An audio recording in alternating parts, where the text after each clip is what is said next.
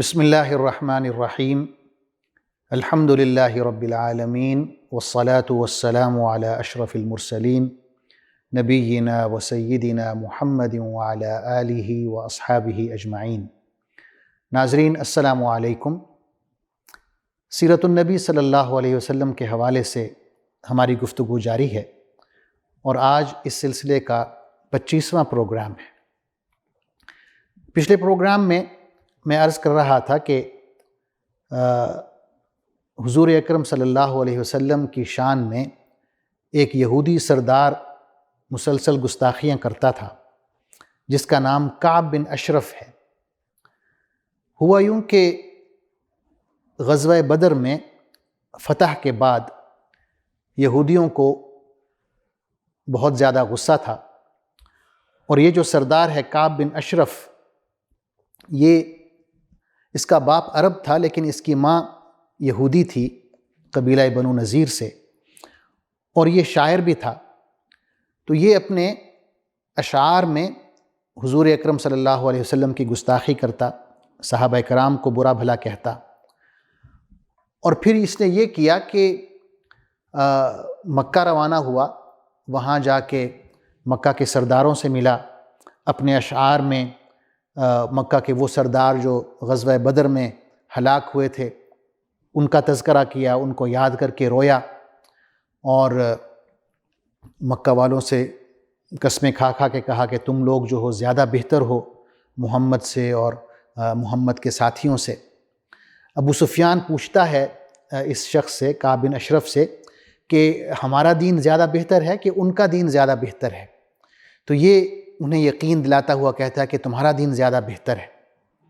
اللہ تعالیٰ نے قرآن مجید میں اس کا ذکر کیا، ارشاد ہوتا ہے أَلَمْ تَرَ إِلَى الَّذِينَ أُوتُوا نَصِيبًا مِّنَ الْكِتَابِ يُؤْمِنُونَ بِالْجِبْتِ وَالطَّاغُوتِ وَيَقُولُونَ لِلَّذِينَ كَفَرُوا هَؤُلَاءِ أَهْدَىٰ مِنَ الَّذِينَ آمَنُوا سَبِيلًا، کہ کیا تم نے ان لوگوں کو نہیں دیکھا جنہیں کتاب کے علم میں سے کچھ حصہ دیا گیا، اور ان کا حال یہ ہے کہ جادو ٹونے اور باطل معبودوں کو مانتے ہیں، اور مشرکین کے بارے میں یوں کہتے ہیں کہ یہ ایمان لانے والوں سے زیادہ صحیح راستے پر ہے۔ کعب بن اشرف جو ہے وہ مشرکین مکہ کو اس بات پر بھی اکساتا ہے کہ وہ مدینہ پر حملہ کریں۔ اس کے بعد یہ ہوتا ہے کہ جب یہ مدینہ واپس آتا ہے تو صحابہ کرام کی بیویوں کے بارے میں گھٹیا اور اخلاق سے گرے ہوئے اشعار کہتا ہے۔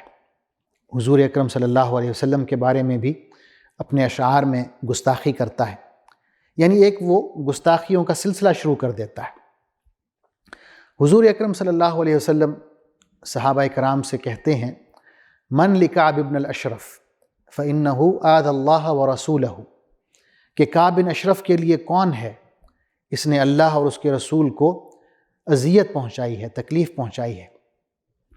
یہ سن کر 5 صحابہ کرام کھڑے ہوتے ہیں، جن میں محمد بن مسلمہ ہیں اور ابو نائلہ ہیں۔ ابو نائلہ جو ہیں یہ کعب بن اشرف کے دودھ شریک بھائی بھی ہیں، اور 3 اور صحابہ ہیں۔ محمد بن مسلمہ رضی اللہ عنہ آپ صلی اللہ علیہ وسلم سے پوچھتے ہیں کہ اللہ کے رسول، کیا میں اس شخص کو قتل کر دوں؟ تو آپ فرماتے ہیں کہ ہاں، اسے قتل کرنا ہے۔ پھر وہ کہتے ہیں کہ اللہ کے رسول، کیا مجھے یہ اجازت ہے کہ اس کے سامنے میں آپ کے بارے میں کچھ ایسے الفاظ کہہ سکوں جو نازیبا ہیں؟ آپ صلی اللہ علیہ وسلم اس کی بھی اجازت دے دیتے ہیں۔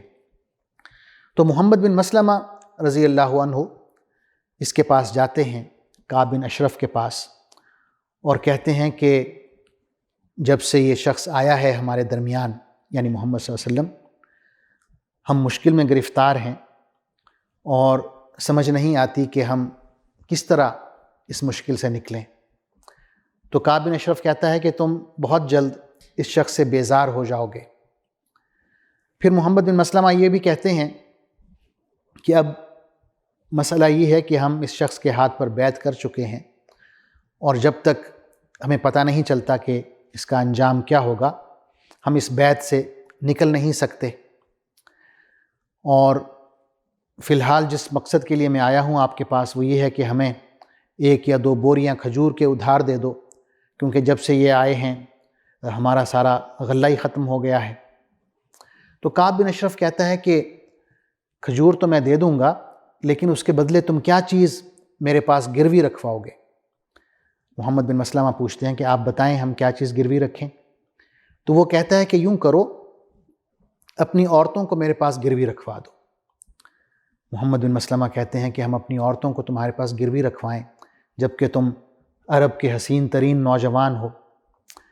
پھر وہ کہتا ہے کہ اچھا یوں کرو، اپنے بیٹوں کو میرے پاس گروی رکھوا دو۔ محمد بن مسلمہ کہتے ہیں کہ اگر ہم اپنے بیٹوں کو آپ کے پاس گروی رکھواتے ہیں تو ساری زندگی انہیں تانے ملیں گے کہ ایک کھجور بوری کے عوض تمہیں گروی رکھوایا گیا۔ ہم یوں کرتے ہیں کہ اپنا اسلحہ تمہارے پاس گروی رکھوا دیتے ہیں، اور پھر وہ دوبارہ آنے کا وعدہ کر کے چلے جاتے ہیں۔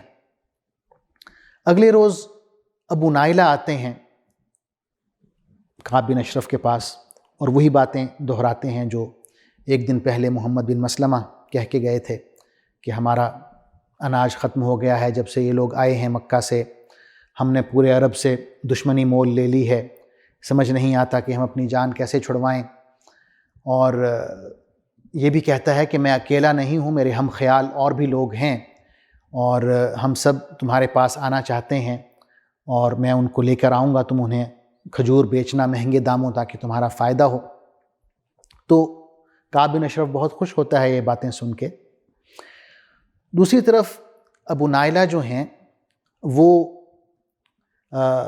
حضور اکرم صلی اللہ علیہ وسلم کے پاس جاتے ہیں، پورے کے پورے یہ جو 5 صحابہ کا گروہ ہے، اور آپ صلی اللہ علیہ وسلم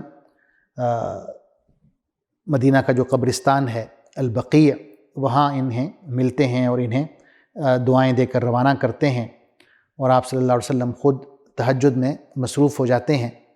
یہ ربیع الاول کا مہینہ ہے اور یہ 14ویں کی رات ہے اور سن 3 ہجری کا واقعہ ہے کہ آپ صلی اللہ علیہ وسلم انہیں اس مہم پر روانہ کرتے ہیں۔ ابو نائلہ جو ہیں وہ اپنے ساتھیوں سے یوں کہتے ہیں کہ میں پہلے جاؤں گا اور کعب بن اشرف کو بلاؤں گا اور پھر میں اسے باتوں میں مصروف کر کے یہ کہوں گا کہ تمہارے سر سے بہت اچھی خوشبو آ رہی ہے، تم نے کون سا عطر لگایا ہے، اور اگر اجازت ہو تو میں سونگھ لوں۔ اور جب ظاہر ہے وہ مجھے اجازت دے دے گا تو جب میں سونگھنے لگوں گا تو میں اس کے بالوں کو مضبوطی سے پکڑ لوں گا اور پھر تم لوگوں کو بلاؤں گا اور تم حملہ کرنا۔ تو ایسے ہی کرتے ہیں۔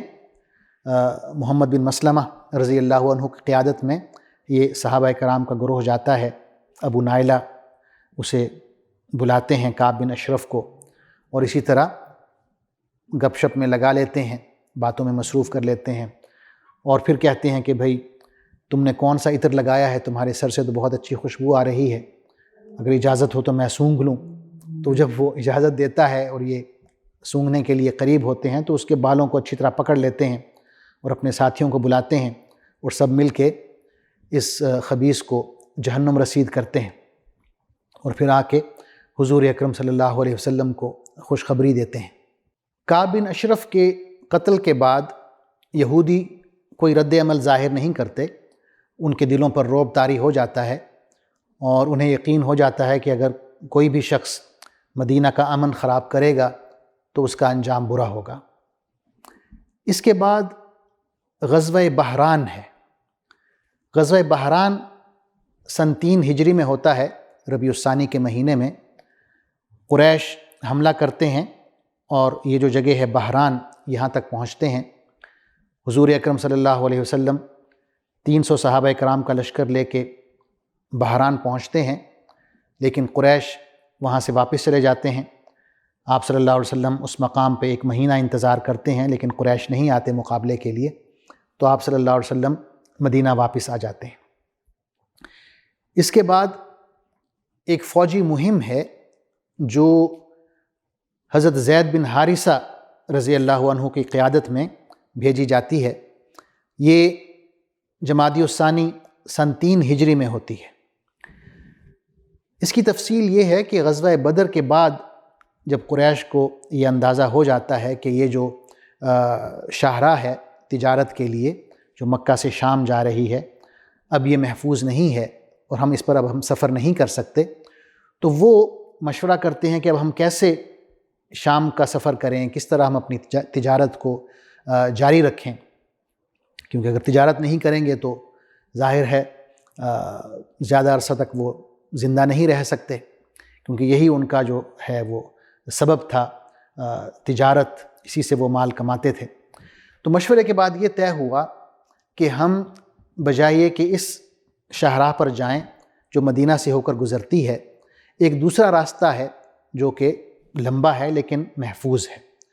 اس میں یہ ہے کہ پہلے مشرق کی طرف جائیں، نجد کی طرف، اور پھر وہاں سے شمال کی طرف جائیں، عراق کی طرف، اور پھر وہاں سے ہلکا ہلکا آپ مغرب کی طرف ہوں اور شام پہنچیں۔ یہ ایک خفیہ راستہ تھا اور قریش نے یہ فیصلہ کیا کہ اپنا جو تجارتی قافلہ ہے وہ اس راستے پر لے کر جائیں گے، لیکن حضور اکرم صلی اللہ علیہ وسلم کا ایک بہت ہی اچھا جاسوسی نظام تھا اور آپ کو خبر ہو گئی کہ قریش کا جو قافلہ ہے وہ اس راستے سے جا رہا ہے، تو آپ صلی اللہ علیہ وسلم نے حضرت زید بن حارثہ کو روانہ کیا اور آپ کے ساتھ 100 صحابہ کرام گھڑ سوار روانہ کیے۔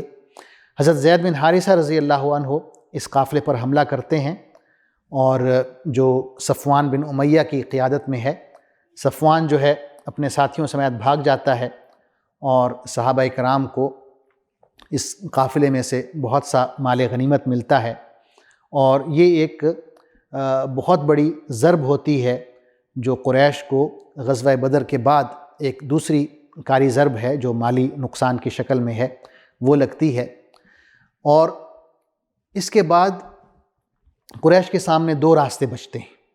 ایک راستہ یہ ہے کہ وہ مسلمانوں کو ایک قوت تسلیم کرتے ہوئے ان کے ساتھ صلح کا معاہدہ کر لیں، یا پھر یہ ہے کہ ایک بھرپور تیاری کے ساتھ آئیں اور پوری قوت سے مدینہ پر حملہ کریں۔